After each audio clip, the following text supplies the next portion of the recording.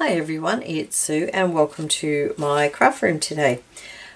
It is time for me to do another design team project for Scrapbooking and the things we were sent this time is this chipboard window. I guess that's what I saw it as, a window. So I thought, okay, to me it was a window, so what I'm thinking is somehow going to put these people behind the window. And I've got with me some bits and pieces for the background. I've got some book text and I've got some used dried tea bags. So I thought I would use those for the texture of the background. Okay, so what I'm going to do is I'm going to switch over to a voiceover after this, so that I can speed up the process because it's going to take a little bit of time. Alright, as you can see, I've got some book page and the other things were some used tea bags. Now my plan is to create a background of texture using those to make it look like there's a sort of a weatherboard background. So what I'm doing now is I'm just putting some gel medium onto the page. And this one is just, I think it's a Bunnings gel medium. And I'm tearing the book page into strips and applying that with the gel medium. I did want the text to go down the page, so that gives again the appearance of the weatherboard, the long sort of boards of a weatherboard. So just tearing up the paper, the book page. And I'll be gluing that down, and I'm not gluing it everywhere, I'm sort of leaving it spaces. And then I'm going to do the same thing with the used tea bag as well, which should give it a slightly different texture. So just filling in those places, those spaces on the page, and again just with the gel medium. And the gel medium will also help when I put some paint and things on the page as well.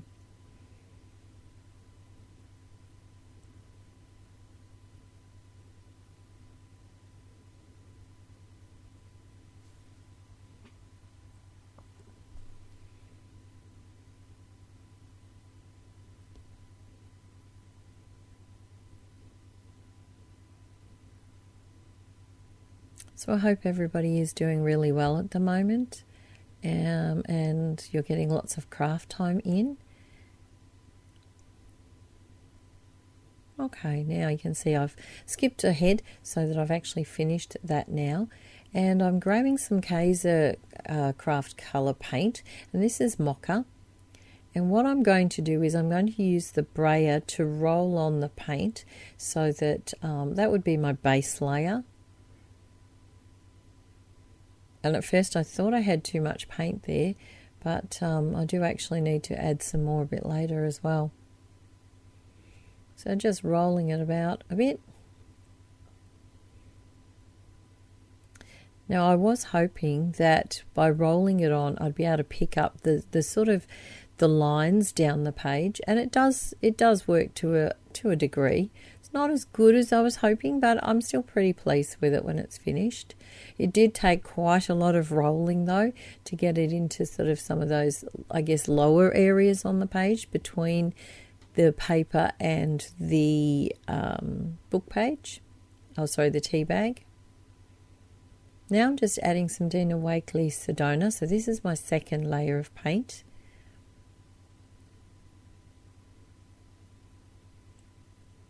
And next time I must remember not to do it on paper, because the paper did absorb quite a bit of the paint. I should have done it on my mat. But at the time I thought, no, I don't want to mess up my mat. All right, so I finished that layer. And now I'm just putting some gesso on it just to dull it down a little bit and to give it sort of more of an aged appearance, because I was trying to achieve a sort of an aged weatherboard look. So just spreading that on with the palette knife.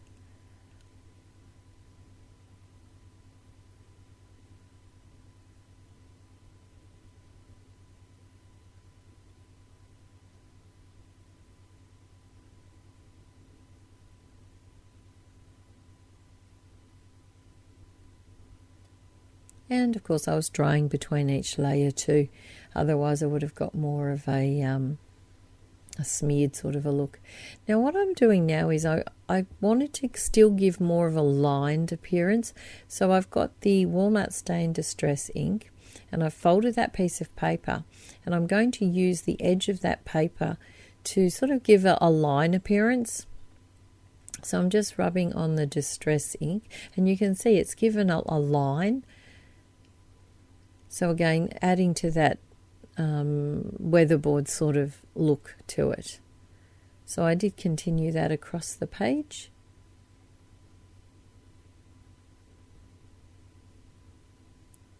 And I just did the edges of the page as well while I had the distress ink out.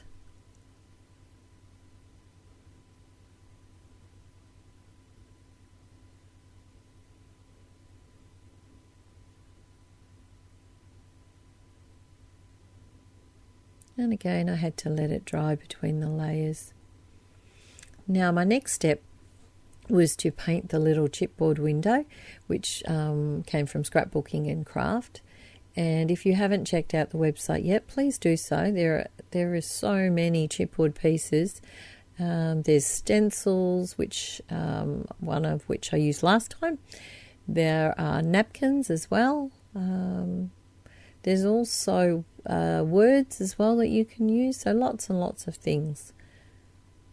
And the postage and prices are very reasonable.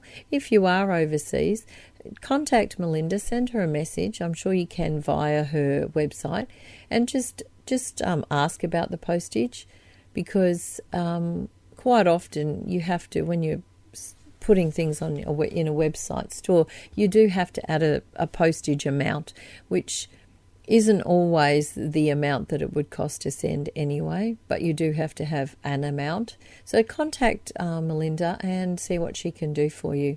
So I did paint, the first layer of paint was the mocha, the Kaisercraft paint.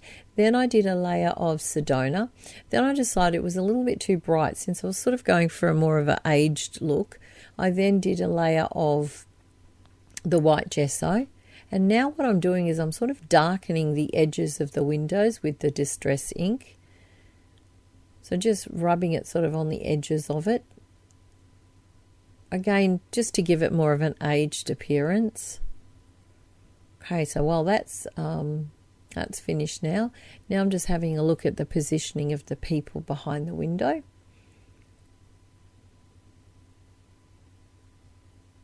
And then I decided it still wasn't dark enough, so then I got out the black soot, and I'm just popping some black soot there as well.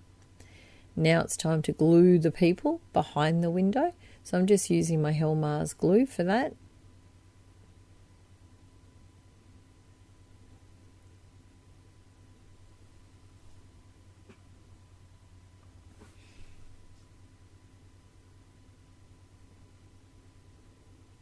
Probably way too much glue, of course.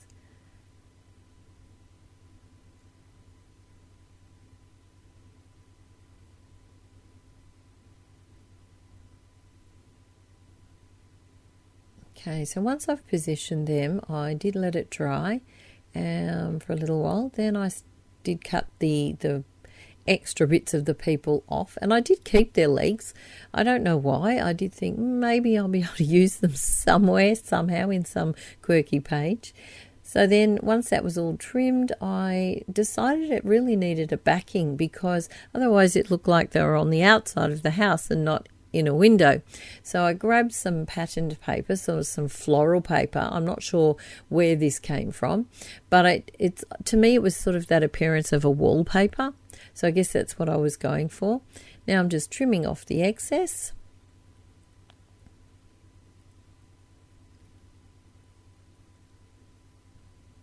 And now it's ready to be stuck down onto the background.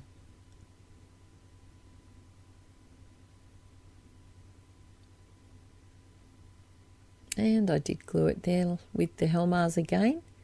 I did have to put some weight on it to keep it glued down to it. It didn't stick very easily. And now what I'm doing is I'm using a Stabilo oil and I'm just going around the window. I just felt it needed to something dark, just to bit of shadowing to bring it out a little bit. So just using the Stabilo oil and a wet paintbrush and giving it a little bit of a smudging, I guess, just to bring it out a little bit. Then I decided, well, definitely needed something else. So I've grabbed out this trim that I picked up, and my plan is to make it look like there's a window box there with some like vines going up the window. So I did that, and I did use the art glitter glue, but in hindsight I probably would have been better to have used the Helmars. It did take a bit of effort to get them to stay there, and again I had to weight it down for a little while. So I just popped a pot of something on there. I can't remember what it was now. You can see I've got the glue sitting on there as well, because I think I did swap over to the Helmars after fiddling around for a little while trying to get it to stick with the art glitter glue. So the craft glue worked much better. So now I'm just having a look at some little flowers that I'm going to put along the bottom to make sort of, it looks like it's a window box. And I thought that actually really finished off the window. So just gluing those down, just a random number. And there we go. You can see that it's sort of finished. Now, I did Google a sentiment, and I found this one, which I thought was particularly interesting, actually. It's by Robin Williams, and you can see that it says, "There's a world out there, open a window and it's there." And it kind of, when I saw it, I thought, yeah, I'm going to use that one. I want to use that one. I just thought, how many times have we not done something because we were afraid of doing it, or we thought it was too difficult? And I just thought it just struck a chord with me, I guess, because I thought, yeah, there's probably been opportunities in my life that I haven't taken advantage of, and sometimes I do take the easy option and say, no, it's too hard. So it just sort of struck a chord with me. So that was my page. I hope you like it. I was really pleased with it when I finished. So yeah, that was my project, my second project for Scrapbooking in Craft. So please, as I said, pop along to the website, have a look what she's got.